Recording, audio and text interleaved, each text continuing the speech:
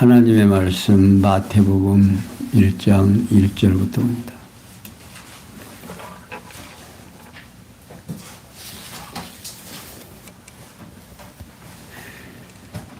신약 성경 마태복음 1장 1절입니다.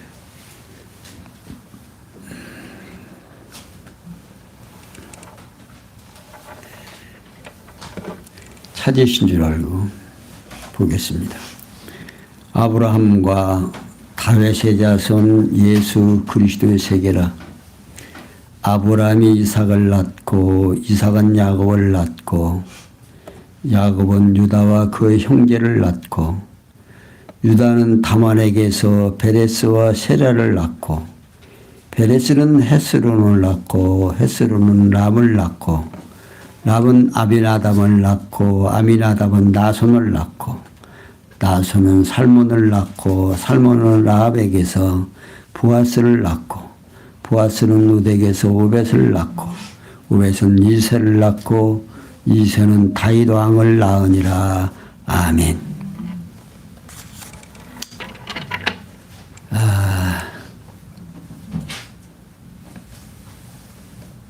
마태복음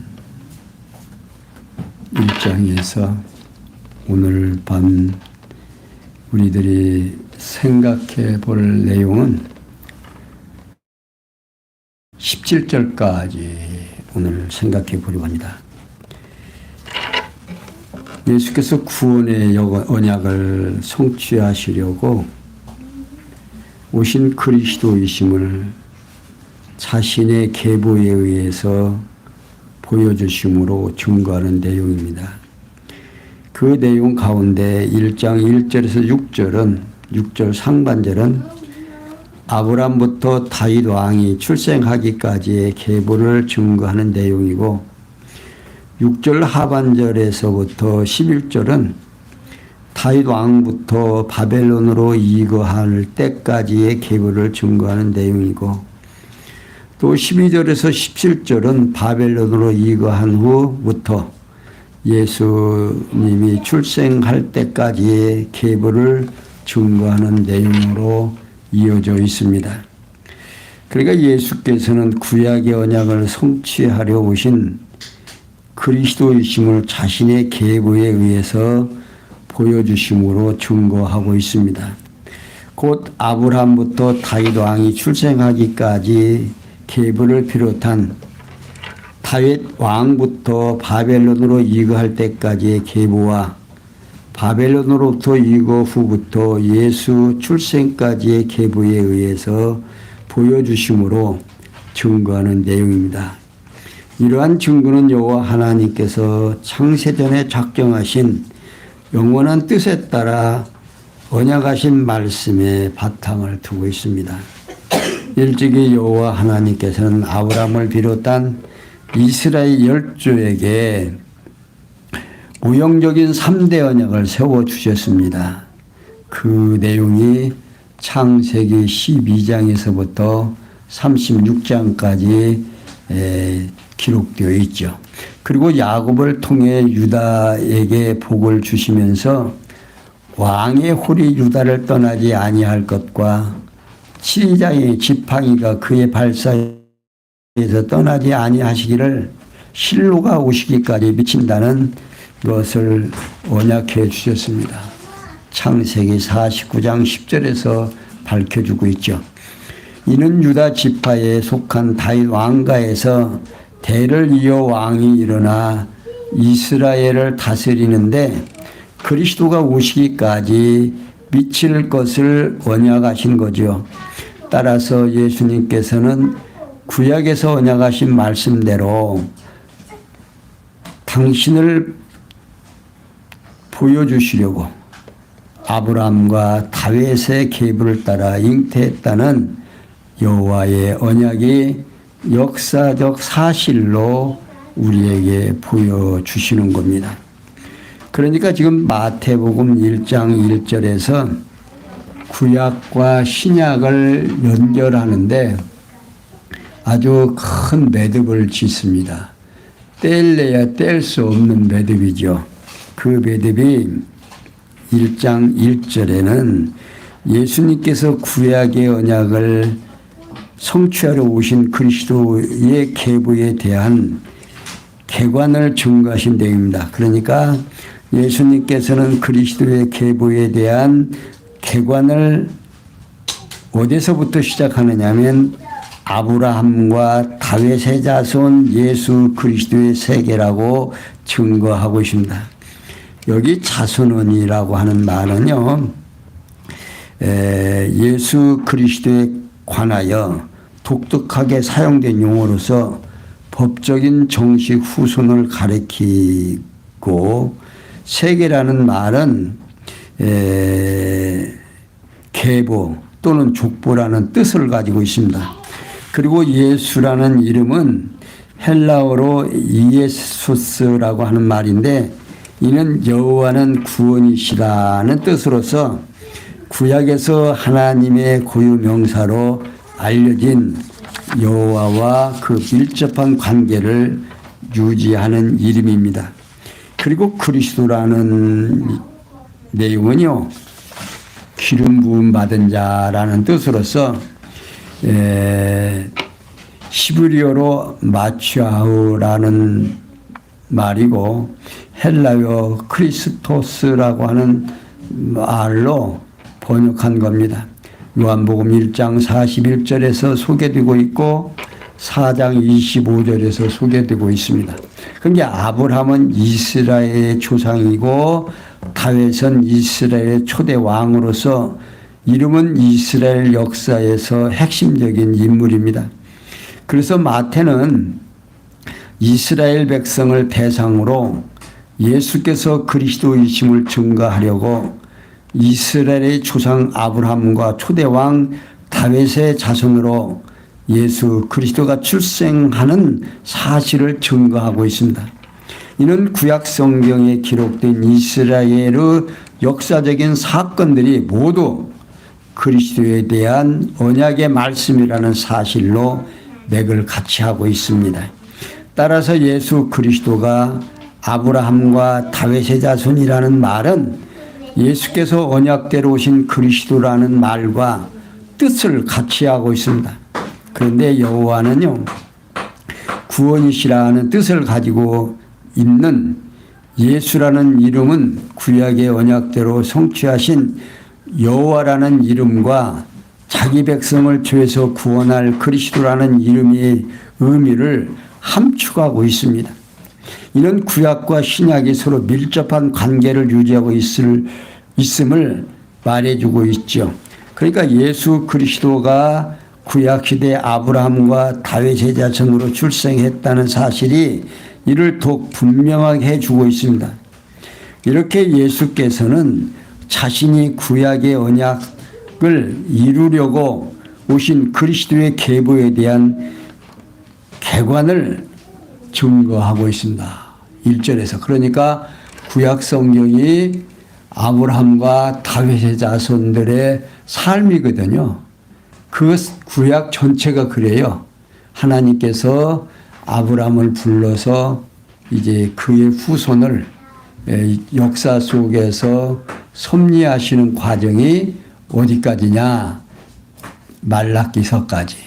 그러니까 창세기서부터 에스라까지 역사적으로 섭리하신 그 섭리를 이스라엘 백성들이 그 섭리 속에서 하나님을 찬양하는 내용이 욥기서부터 아가서까지고 또 이사야서부터 말라기서까지 그 역사 속에서 일어날 일들을 선지서를 통해서 선지자들로 하여금 미리 예언하게 해서 그 예언이 이루어지는 모든 역사가 아브라함과 다윗의 자손 그들의 역사단 말이에요.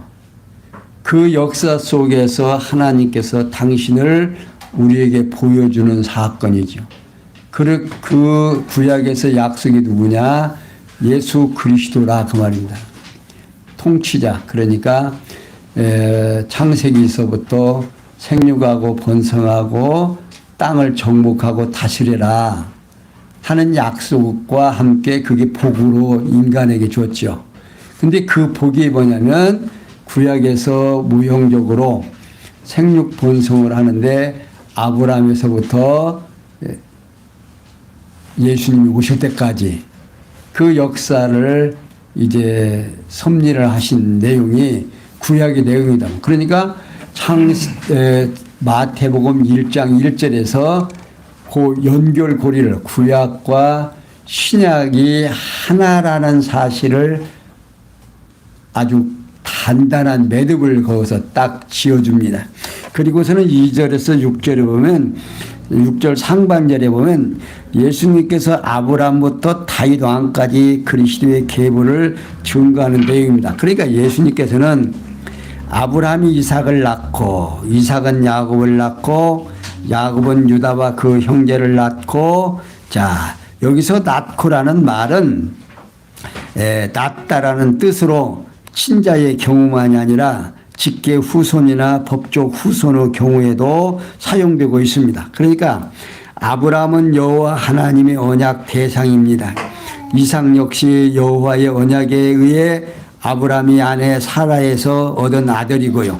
또한 야곱은 복중에서 선택된 자입니다. 곧 여호와 하나님께서 창세전에 작정하신 영원한 뜻에 따라서 그리스도의 계보를 잇도록 하고 있죠. 그리고 야곱은 아들이 12명인데 그 가운데에서 유다로 그리스도의 계보를 잇게 한 것은 유다가 일찍이 야곱이 죽기 전에 12아들 가운데 유다에게 홀이 유다를 떠나지 아니하며 칠이자의 지팡이가 그 발사에서 떠나지 아니하실 실로가 오시기까지 미치리니. 그러니까 창세기 49장 10절에 축복하고 있습니다. 그런데 이러한 축복으로 언약하신 사실이 있는데 곧 이스라엘을 다스리는 왕이 어디에서 나오느냐? 유다 지파에서 나올 것을 언약하시는 겁니다. 이러한 언약에 근거하여 12아들 중에 유다로 그리스도의 계보를 잇게 하시는 겁니다. 그리고 유다는 다말에게서 베레스와 세라를 낳고 베레스는 헤스론을 낳고 헤스론은 랍을 낳고 랍은 아비나답을 낳고 아비나답은 나손을 낳고 나손은 살몬을 낳고 자 여기 다말이라고 하는 유다의 며느리입니다. 이 시아버지의 유다를 유혹해서 속임으로 베레스를 낳은 불순한 여인이 창세기 38장 6절에서 30절까지 있습니다. 이 유다가 아들이 셋이 있는데 이 며느리를 얻고 자녀가 낳기 전에 큰아들이 죽습니다. 죽은 다음에 둘째 아들이 그 대를 잇기 위해서 며느리한테 갔는데 그가 이제 잘못된 생각으로 이제 여호와 하나님의 그 법을 어기지요. 그러니까 하나님께서 그 아들도 데려가 버리십니다. 그러니까 이 유다가 이거 막내까지 또 며느리를 또 주면은 이거 막내도 죽지 않을까 염려가 돼갖고 막내 아들이 자랐는데도 며느리에게 보내지 않습니다. 그러니까 이 며느리가 결국 시아버지를 유혹해가지고 그 양떼를 깎으러 간 그 들에서 그 유다를 유혹해가지고 창녀마냥 해서 결국 그 아들을 낳지요. 그러니까 이 불순한 여인인데 이러한 여인을 그리스도의 계보의 일부로 삽입한 것은 분명한 이유가 있습니다.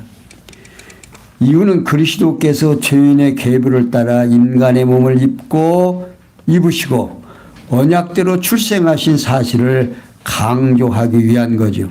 그리고 이어서 살몬은 라합에게서 보아스를 낳고 보아스는 룻에게서 오벳을 낳고 오벳은 이새를 낳고 이새는 다윗 왕을 낳으니라고 말하고 있습니다. 여기 라합은요, 이 여인은 여리고성의 기생으로서 여호수아가 요단을 건너기 전에 정탐꾼을 여리고 성으로 보냈을 때에 그들을 보호해서 구원해 준 이방 여인입니다. 그리고 룻은 모압 여인으로서 유다 지파 사람 엘리멜렉이 흉년으로 인해서 가족을 데리고 모압 땅으로 가서 우거하면서 며느리로 취한 두 여인 중에 하나입니다.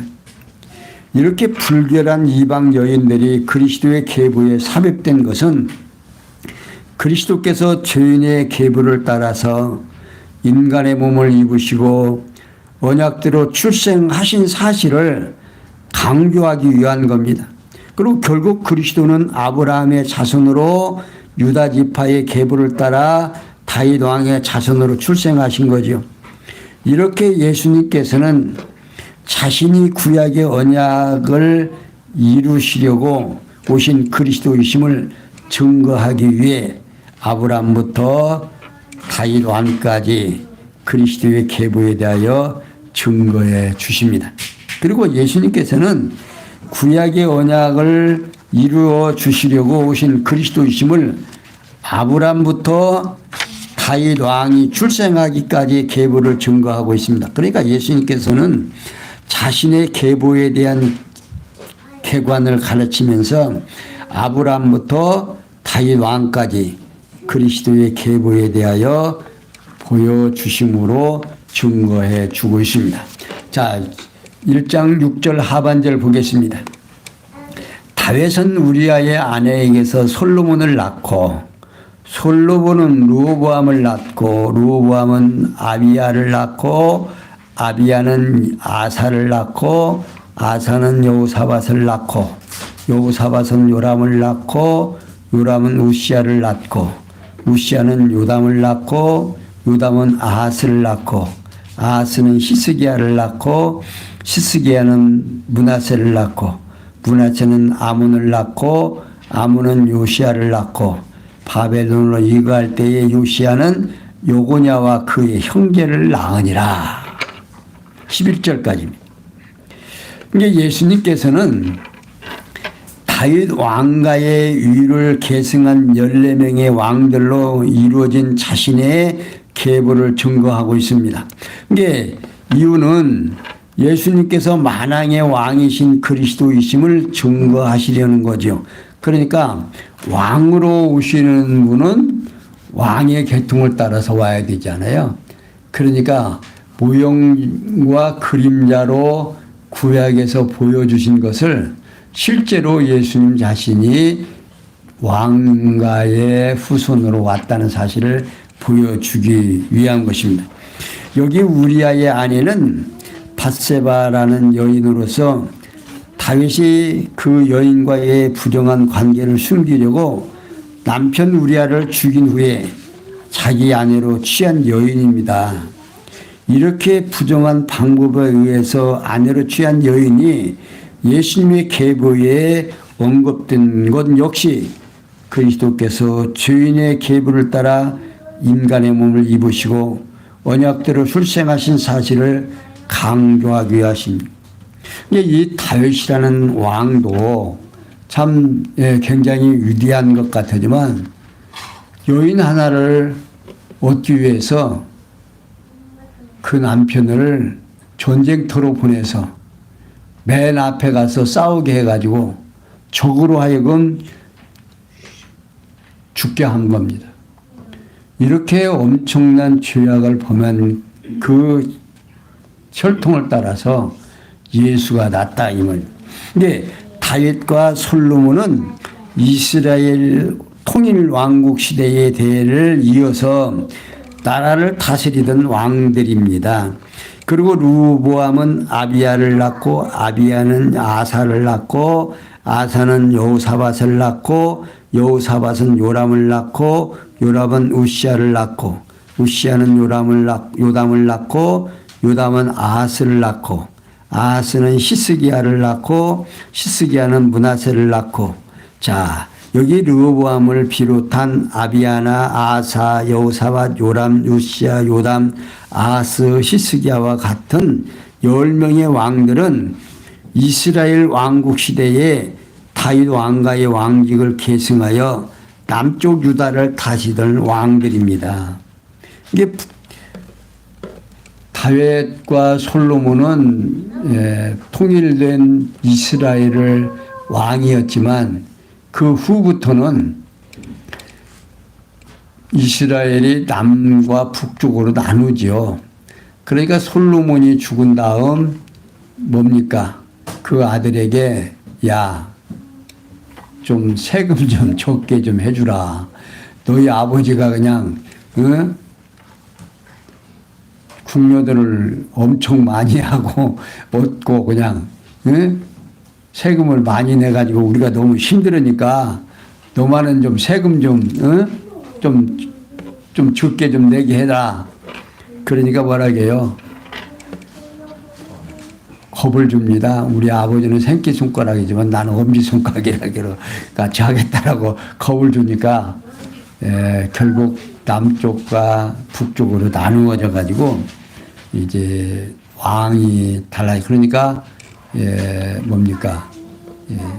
계엄을 일으켜 가지고 군대가 나누어집니다. 그러니까 북쪽 이스라엘과 남쪽 유다가 갈라진 거죠. 그리고 여기 므낫세는요, 아몬을 낳고 아몬은 요시야를 낳고 바벨론으로 이거할 때에 요시야는 여고냐와 그 형제를 낳으니라고 말하고 있습니다. 여기 여고냐는요, 여호야긴을 말하는데, 그리고 므낫세를 비롯한 아몬, 요시야, 여고냐와 같은 4명의 왕들은 북쪽 이스라엘이 아수르에게 패망한 이후부터 남쪽 유다 왕 백성이 바벨론으로 사로잡혀 갈 때까지 다윗 왕가의 왕직을 계승하여 남쪽 유다를 다스리던 왕들입니다. 그러니까 결국 르호보암을 비롯한 14명의 왕들은 왕국 시대에 다윗 왕가를 계승하여 남쪽 유다를 다스리던 왕들입니다. 이게 다윗 왕가의 계보를 따라 예수께서 출생하는 것은 만왕의 왕이신 그리스도이심에 대한 또 하나의 확실한 증거입니다. 이렇게 예수께서는 자신이 구약의 언약을 이루어 주시려고 오신 그리스도임을 다윗 왕부터 바벨론으로 이거할 때까지의 계보에 의해서 보여주심으로 증거하고 있습니다. 자, 12절부터 17절까지 보겠습니다. 바벨론으로 이거한 후부터 예수 출생까지 계보로 보여주죠. 12절 봅니다.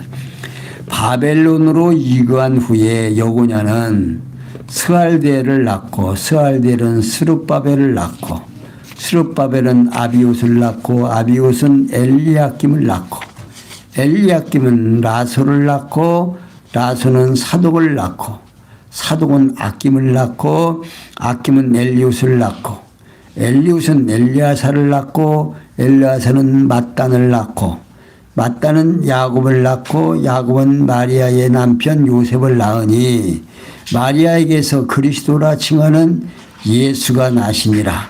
그런즉 모든 대수가 아브라함부터 다윗까지 연례되어 다윗부터 바벨론을 이거할 때까지 연례되어 바벨론으로 이거한 후부터 그리스도까지 연례되더라. 자, 12절에서부터 16절에 보면은 예수께서 바벨론으로 이거한 후부터 자신이 출생할 때까지 다윗 왕가의 왕족들로 이루어진 계보를 증거하고 있습니다. 그러니까 예수께서는 여고냐는 스알델을 낳고 스알델은 스룹바벨을 낳고 스룹바벨은 아비옷을 낳고 아비옷은 엘리야김을 낳고 엘리야김은 야소를 낳고 아소는 사독을 낳고 사독은 아김을 낳고 아김은 엘리웃을 낳고 엘리웃은 엘리아사를 낳고 엘리아사는 mat단을 낳고 mat단은 야곱을 낳고 야곱은 마리아의 남편 요셉을 낳았으니 마리아에게서 그리스도라 칭하는 예수께서 나시니 라고 말하고 있습니다. 여기 스알델은요, 메리의 친아들인데 여기 이제 누가복음 3장 27절에 밝히고 있어요. 여고냐의 아들이라고 말하고 있습니다. 그러니까 스룹바벨도 스알디엘의 형제인 부다냐의 아들인데 여기 역대상 3장 19절에 밝혀주고 있어요. 그런데 스알디엘의 아들이라고 말하고 있습니다.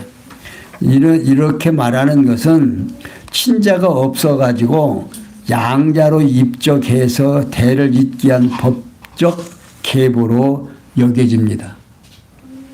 이는 여호와 하나님께서 유다를 비롯한 다윗에게 언약하신 말씀을 이루어 주시려고 꺼져가는 다윗 왕가의 등불을 마저 끄지 아니하신다 하는 사실이 이사야 42장 3절에 소개되고 있습니다. 그리고 스룹바벨은 바벨론에서 제1차로 백성을 인솔하고 귀환하여 여호와의 전 공사를 지휘한 유다의 총독입니다.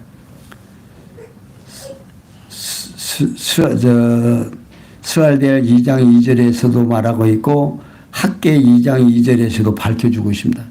그런데 아비웃을 비롯한 엘리야kim, 아소로, 사독, 악김, 엘리웃, 엘르아살, mat단과 같은 8명의 이름에 대한 다른 정보는 본문밖에 없음을 알 수 있습니다.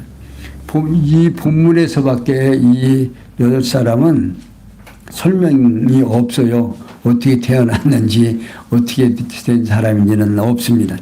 그리고 야곱은 마리아의 남편 요셉을 낳으니라고 하고 있어요. 이게 누가는 요셉의 아들을 헬라어로 해서 비롯 헬리라고 하고 있습니다. 그게 누가복음 3장 23절에 밝히고 있어요. 이 역시 친자가 없어서 양자로 입대한 법적인 계보로 여겨집니다. 그러니까 예수께서는 다윗 왕과의 계보에 따라 만왕의 왕이신 그리스도로 출생한 사실을 증거하시려고 법적인 계보를 기록하게 한 것입니다. 그리고 마리아에게서 그리스도라는 칭하는 예수께서 나시니라는 내용은 구약의 언약대로 처녀 마리아의 몸에 잉태된 그리스도가 출생한 사실을 밝혀주고 있습니다. 이렇게 예수께서는 바벨론으로 이관 후부터 출생까지 다윗 왕가의 왕족들로 이루어진 계보를 증거하고 있습니다. 그러면서 17절에 보면 예수님께서 아브라함과 다윗의 자손으로 출생했다는 사실의 계보를 종합적으로 정리한 것을 증거하고 있습니다. 그러니까 예수께서는 그런즉 모든 대수가 아브라함부터 다윗까지 연례되어 다윗부터 바벨론으로 이거할 때까지 연례되어 바벨론으로 이거한 후부터 그리스도까지 연례되더라고 말하고 있습니다. 그러니까 예수님께서는 아브라함 때부터 그리스도 자신의 출생 시기까지 역사를 14대씩 세 등분하여 정리해서 보여주고 있습니다. 그러니까 이스라엘의 역사가 세 등분으로 나눠지죠. 어떻게 나눠지냐면 족장시대, 말하자면 아브라함 때부터 쭉 나오는 것은 족장으로 이렇게 시작이 됩니다. 그 다음에 나라를 이루어서 왕이 나오죠. 그게 왕국시대. 또 그 후로는 회복시대로 세 등분해서 이스라엘이 이제 왕하죠. 하나님의 뜻을 어기고 못 살으니까 이리 끌려가고 저리 끌려가고 결국 그러다가 다시 회복되죠. 회복되면서 예수 그리스도의 날 때까지 정리하고 있습니다. 그러니까 이는 분명히 혈족의 직계 대수를 일일이 밝힌 것이 아니라 다윗 왕족의 법적인 계대를 유대인이 선호하는 도식적인 배열에 따라서 증거하고 있는 거죠. 이렇게 예수님께서는 아브라함과 다윗의 자손으로 출생하신 그리스도 자신의 계보를 종합적으로 정리해 주고 있습니다. 그러니까 예수님께서는 자신이 구약의 언약을 성취하려 오신 그리스도이심을 바벨론으로 이거 후부터 예수 출생까지 계보를 증거하고 있는 겁니다. 그러니까 예수님께서는 다윗 왕가의 왕족들로 이루어진 자신의 계보를 비롯해서 그 종합적인 정리 내용에 의해서 당신을 보여줌으로 증거하고 있습니다.